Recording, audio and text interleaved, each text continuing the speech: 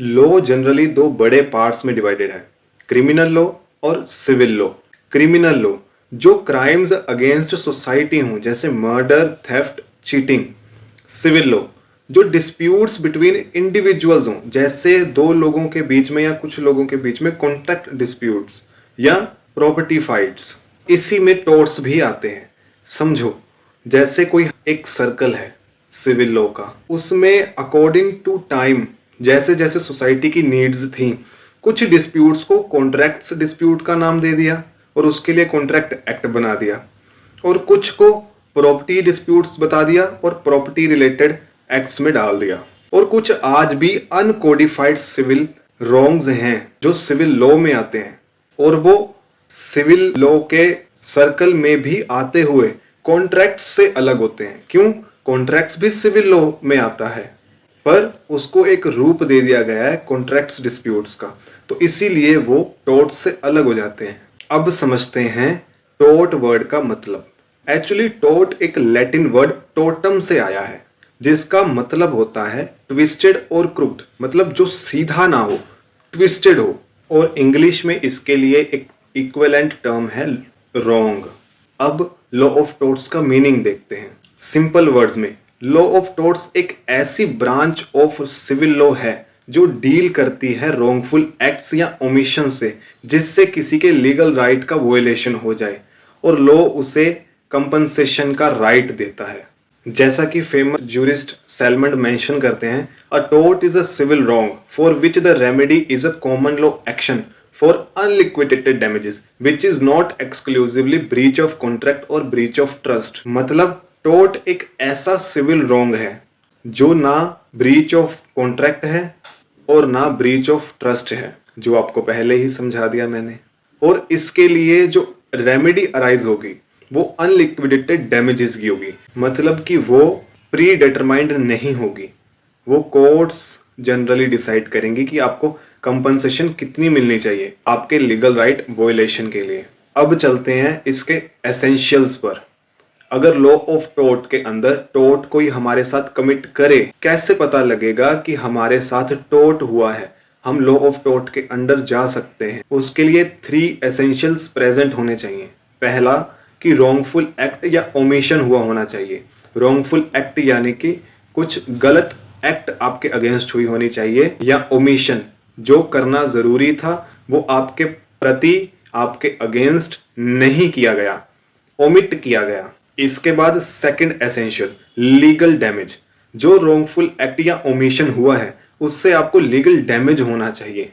Legal damage होना चाहिए यानी आपका लीगल राइट वोलेशन होना ही चाहिए, चाहे एक्चुअल लॉस ना हुआ हो। एक्चुअल लॉस यानी कि कोई फिजिकल लॉस ना हुआ हो, कोई फाइनेंशियल लॉस ना हुआ हो, इट डजंट मैटर। अगर आपका लीगल राइट वायलेट हो गया तो ये ही सफिशिएंट होगा। ये बेस्ड है इंजूरिया साइन डैमनो के प्रिंसिपल के अंडर। इसमें क्या होता है, इंजूरिया यहाँ पे legal right violation, legal damage को, sine means without, damno means damages.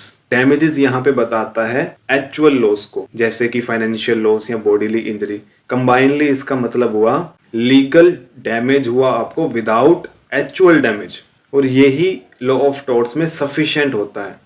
यही इंटरेस्टिंग चीज है, यही समझने वाली चीज है कि आपको कोई बॉडीली लॉस नहीं हुआ, कोई फाइनेंशियल लॉस नहीं हुआ, जस्ट आपका लीगल राइट इन्फ्रिंज हुआ और आप कोर्ट में लॉ ऑफ टॉर्ट्स के अंडर केस कर सकते हो इस प्रिंसिपल के अंडर।